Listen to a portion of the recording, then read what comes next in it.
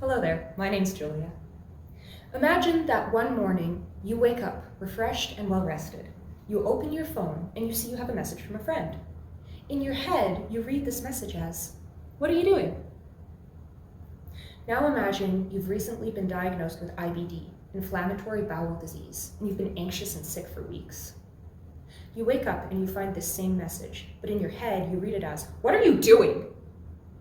Suddenly, this question has become an interrogation, and you're suspect number one.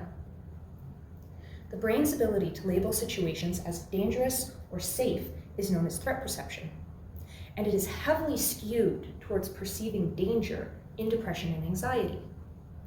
Scientists think this is because the mitochondria, the parts of the cell responsible for providing it with the energy it needs to live, actually produce less energy in the brains of anxious and depressed people.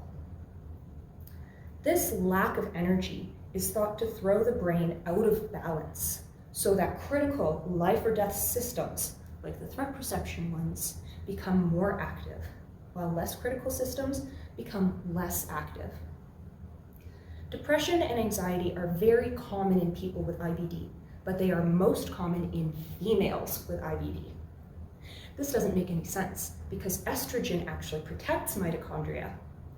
This means we're missing a puzzle piece, and my research intends to find the answers. To do this, I will take groups of female mice, and I will give half of them chronic gut inflammation, like what you get in IBD, so that they develop the mouse versions of depression and anxiety. I will then take both groups, and I will test them on their threat coping, anxious, and depressive behaviors, and then compare that to their neuroanatomy, mitochondria, and hormone levels.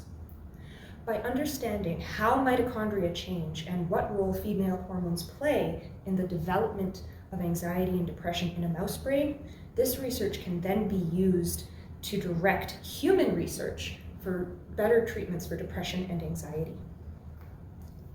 We are currently in a mental health crisis, with Canadian taxpayers paying over $50 billion per year towards the healthcare costs of depression alone. And tragically, an average of 11 Canadians dying to suicide every day. Depressed and anxious individuals with elevated levels of inflammation are unlikely to find relief with contemporary antidepressants. So we need new treatments that target these root causes of depression and anxiety. That is what my research is designed to do, so that hopefully one day the world will be a less threatening place for people with depression and anxiety. Thank you.